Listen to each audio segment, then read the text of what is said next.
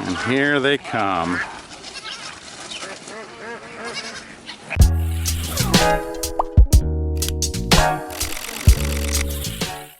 Welcome to the 10 Acre Woods. My name is Mark, and today we're going to be doing electric fence. So we want to open up this one section that we hadn't had opened in just over a year now because the fencing in the back is cow fencing, I think they call it. It's the larger square wire fencing. And one of our kid goats had gotten back out of there, and of course we've got railway tracks that run across the back, so we had lost her. So we shut down this part of the yard last year, but it's starting to get overgrown. So as you can see back here, there's quite a bit of material along the ground that's growing up. So we want to keep that down, and we want to get rid of all these little pieces here that are sticking up, all the sticks, so it looks like this, nice and clear.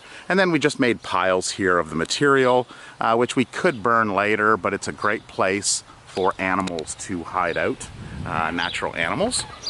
And so I want to go over what we're going to be using here.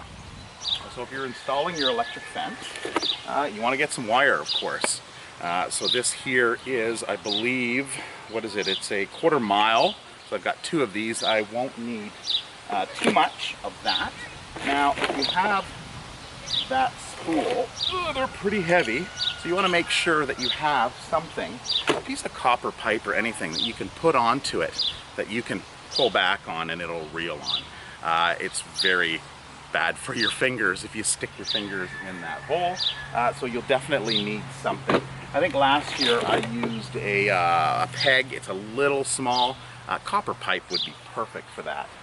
Now something else you'll need are insulators. So the preferred insulator that we use is this style here. We've used quite a few different ones in the past, but these ones seem very robust. The other ones that you nail in or screw in, they tend to break at the point where it connects to the insulator. But these ones are very robust. They work well on straight lines as well as coming into corners because they're screwed in. Now, of course, something else you'll need is something, well, you may need. We've got poles, but in other areas, we're going to be doing a proper fence, kind of like this fence back here. But we got our estimate, and it's $38,000 to do that. So we're going to do it stage by stage. So you can pick up these, which are just, they push into the ground. They're temporary posts. They're made of plastic, and you set it to your height. Now I'm also going to go over the different types of heights, because if you have predator problems, you're going to want to keep predators out of your area. So there's a predatorial style wire, a 5-wire system. And you also want to make sure that the animals you're keeping in, that one of the wires is at nose height. If an animal gets zapped in front of their eyes, they'll push back or pull back. If it's behind their eyes, they'll generally go forward. So you want to look at a few different things. Now with that, you're going to be using wire.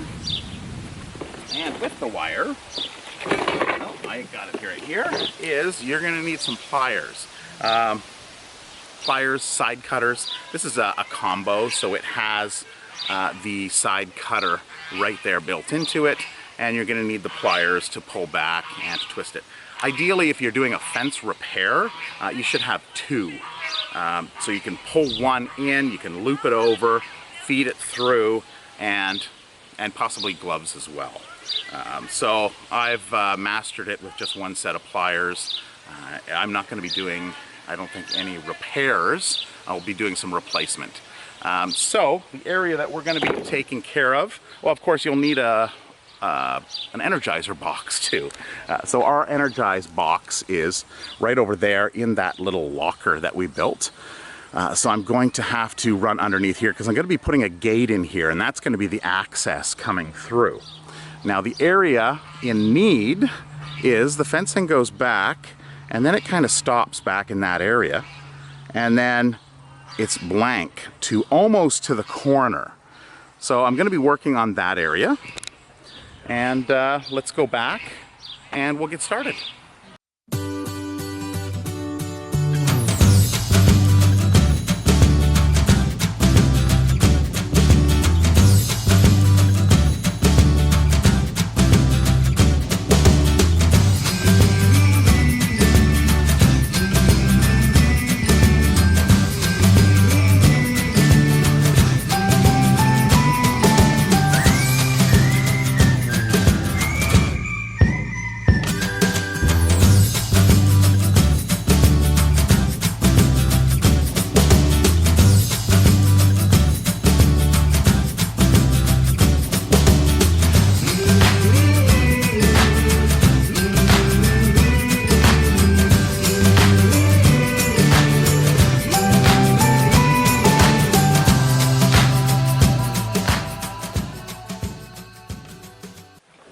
So here we are, back of the property, 909 feet from our front property line, and 535 feet across the back, making up 9.91 acres. So we just decided to round it up to 10 acres. This is the old fencing that I was talking about. So, you know, that's a fairly large, you know, there's my hand. It's a fairly large hole, and that is why the animals can get out. So I am just going to tie into this line here, and we're going to run down. Tara had cleared. I started clearing, and then I had to work during the week. So then Tara went and cleared the line. So we're going to put it just inside because of course we're not going to mess with this line right now. This is only a temporary line, and then it'll give us room to clear that out. Oh, and here comes the Canadian National, the CN Rail. So you get used to trains in your area. I grew up in around an Air Force base.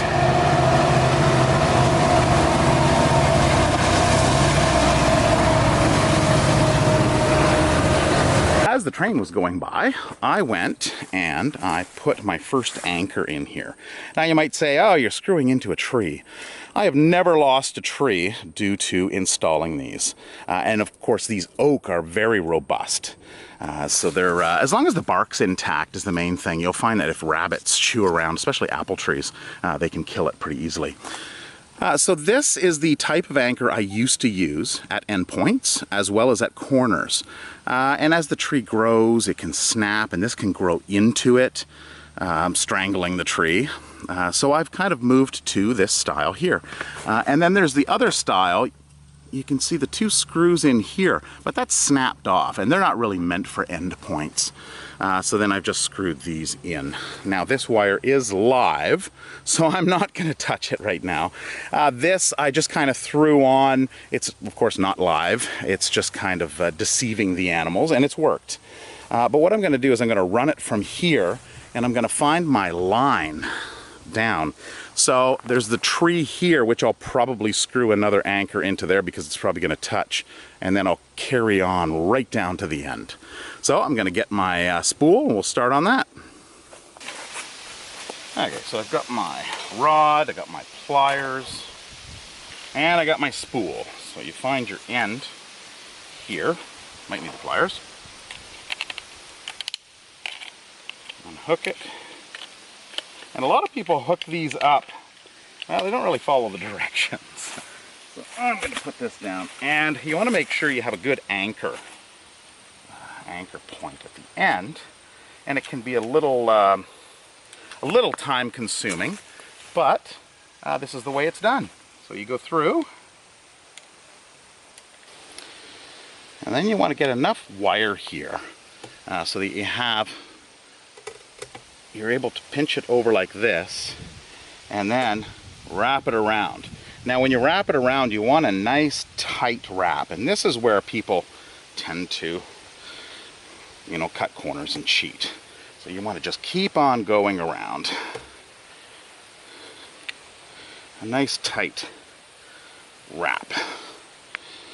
Now, of course, I've got a wrap over on this side where it was a little sloppy. Sometimes you do get a little sloppy. But that's probably good there. You can go a little longer on it, which I'll do on the next one, because then what you'll be able to do is you'll be able to do this. So what I've done here, actually that is, well, it's initially it goes up to here, probably cut, but if you go extra long, there's not even a loop on this one. So I'm not following my own, it was probably a quick fix.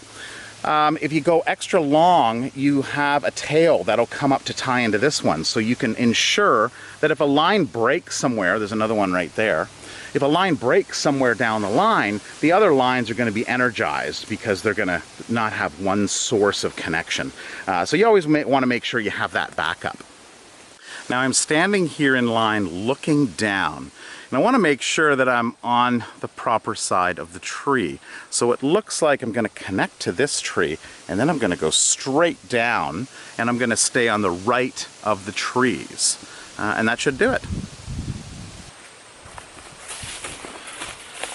Okay, so there we go. I got my bar. Feels like I'm going out to run a charge or something, blow up a mine. Okay, well, here we go. Actually, what I've found to work better in longer runs is if you do this.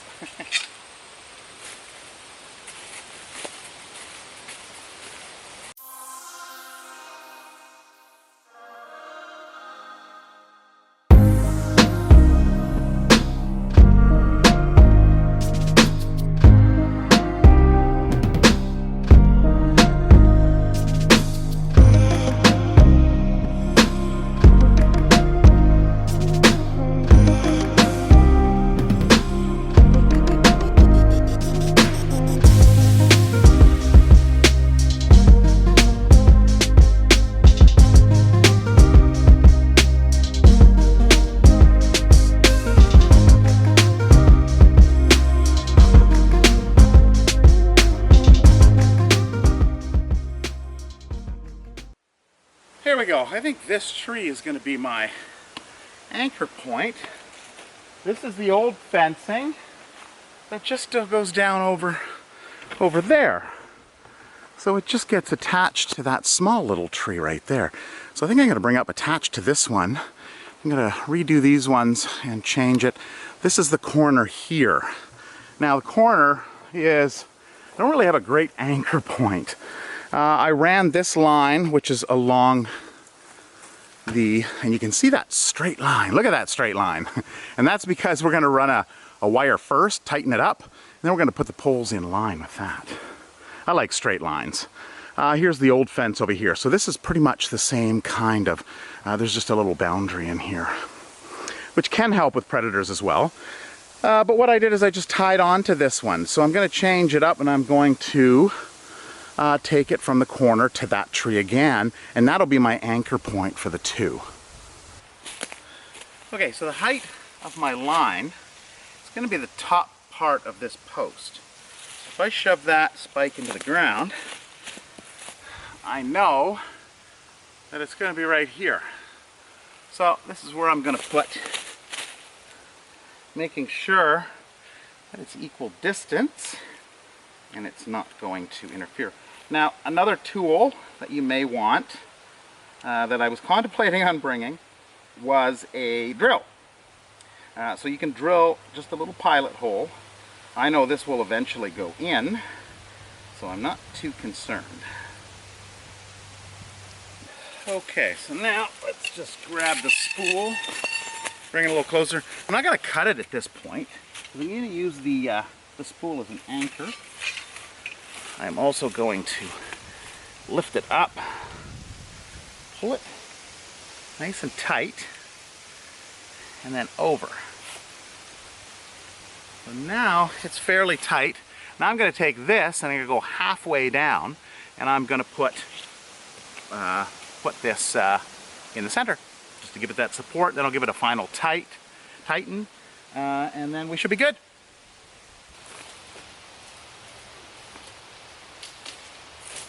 Actually, what I'm going to do is, since this is about halfway, I'm going to install an insulator right on this tree, because I know this tree is one that I'm going to use. So, we're not snagged on anything.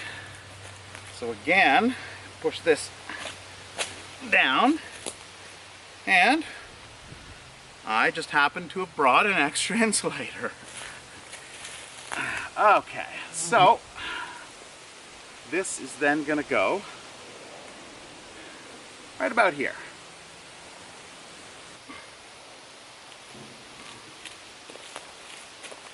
All right, so that is good. Now we just slide this into it. Perfect. So now I'm going to take this and I'm going to go halfway back and I'm going to put this in place unless I find another tree. So guess what? I found another tree. I actually had to go back to get some more insulators, and I thought I'd show you this. So these poles, the spiky end, comes with a little rubber protector on it. So you want to make sure you put that in your pocket or in a container so that you don't lose it and the animals end up eating it. Now for this, since the stump is quite a bit higher, I'm going to put it in out here. If I can get it in the ground. There we go. And then we're just going to line that up about there.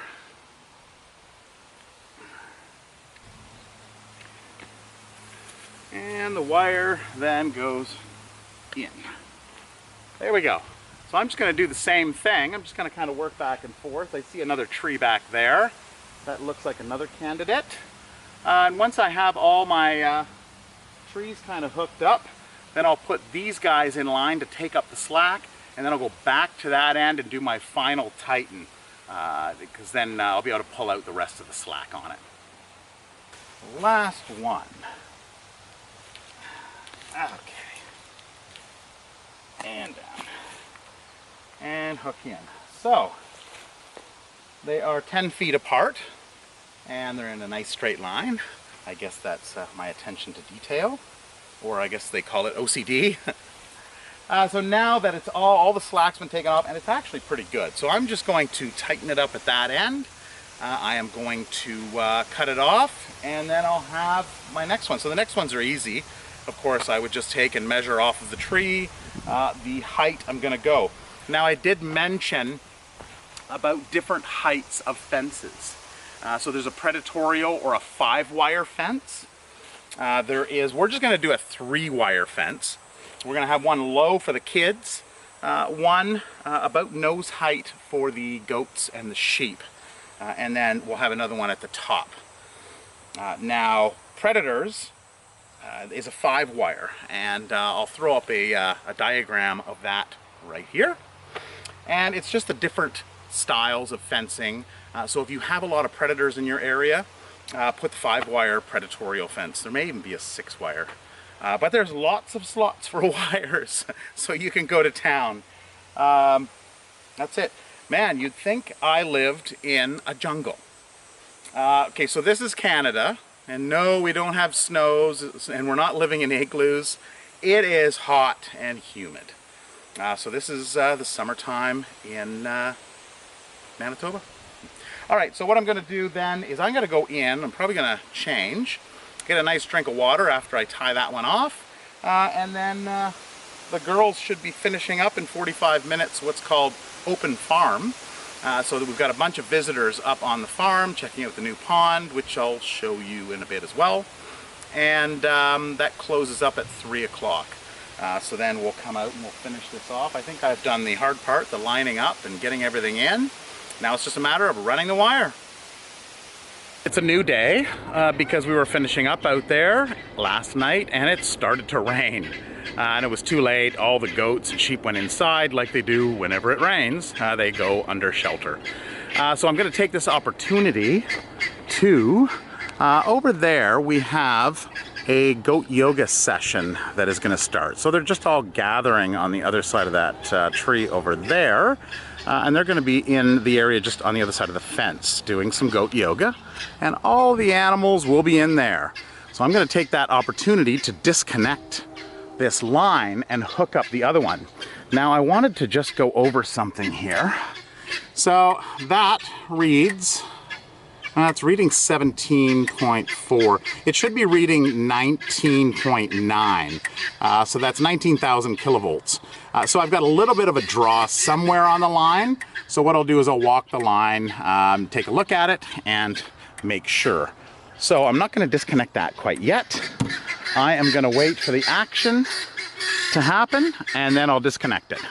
I will, however, take this opportunity to show you how the pond's doing. It is filling up. So we have, it's coming up to the bottom of the rocks there. So this is the step. You can see the step or ledge that holds the rock up. And here I was running some conduit across over to there, and then it's going to go around to where the electric the Energizer is for the electric fence, and then that I won't have to have all these extension cords and everything running. So all the kids are over on the other side, moms and the sheep. So here, our natural filtration system here, feathers, so we'll have to clean out feathers once in a while. And this is the water that's coming out, that's actually filling the pond. And it's coming out over that, on that shallow well right there, that taps into the water just underneath the liner. So it's a slow process, but it's happening slowly. There's the waterfall, so we'll touch that up by putting some flat rocks underneath there and give it a nice feel to it. We're going to take some flagstone and put all around the outside, on the edges, and around the outside of the pond here as well. The water does look a little green. It's because of the minerals and everything that's in the water from the shallow well that it's pumping out of. So we'll get that fixed up by some product that we're going to get from the guy who put the pond in. He has some all-natural products that are meant for fisheries and for potable water, and it will clear it all up. Tara is just coming over to call them. All right, so watch the tree line here.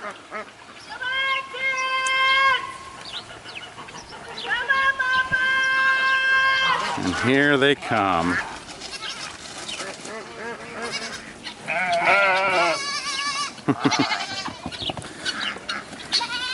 Stampede.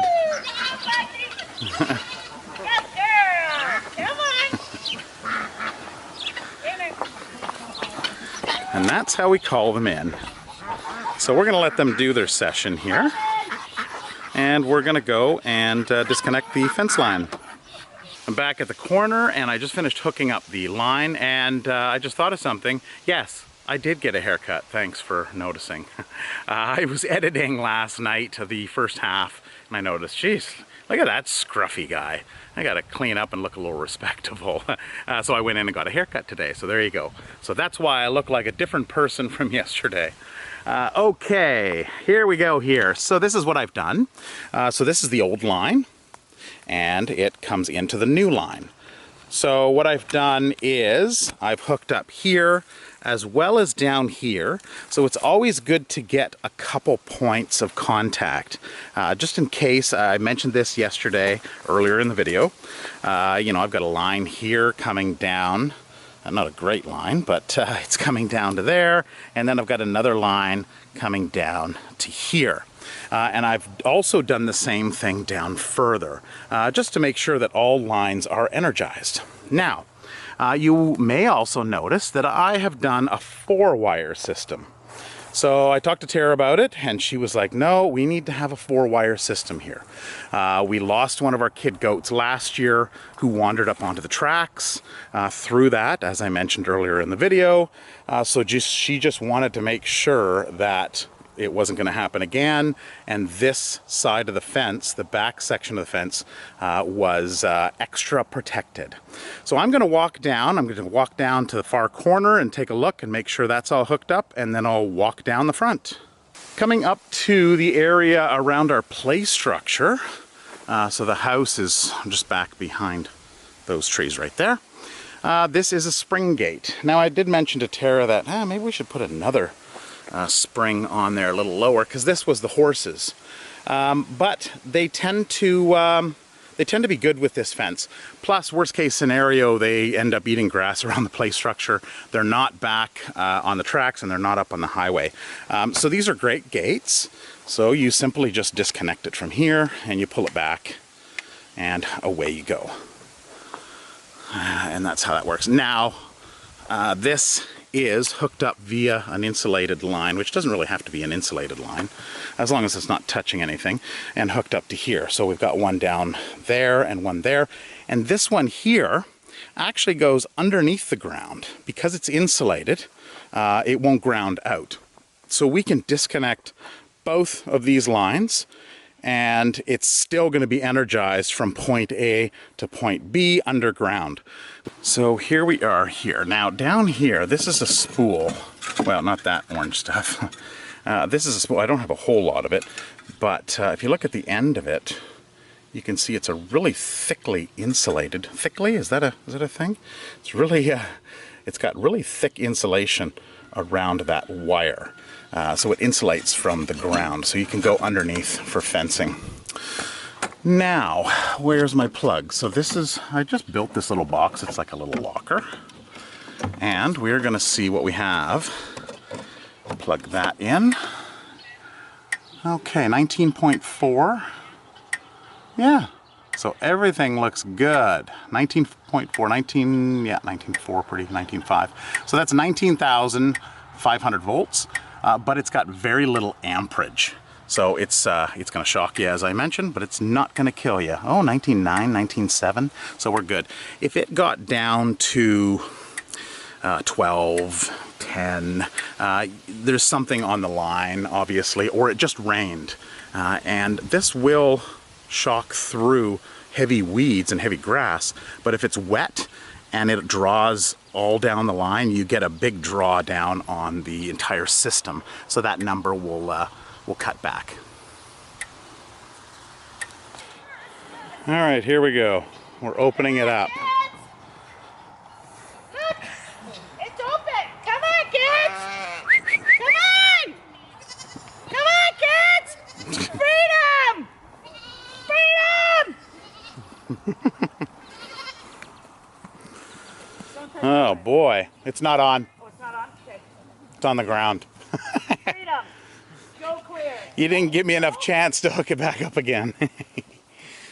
So they'll clear all this now. Yep, they're gonna start tonight, and I'm sure they'll be working They're gonna come in with across the month. Look, Lucy. Well, that's it. I hope you enjoyed this video, and I hope you learned something as well.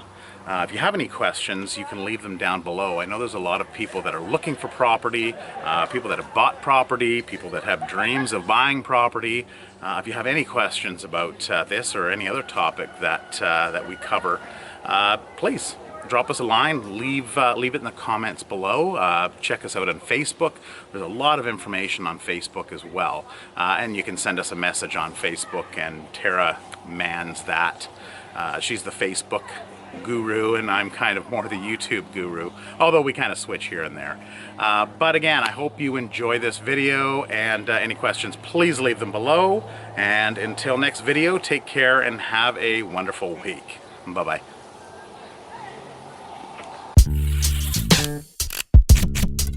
Thank you.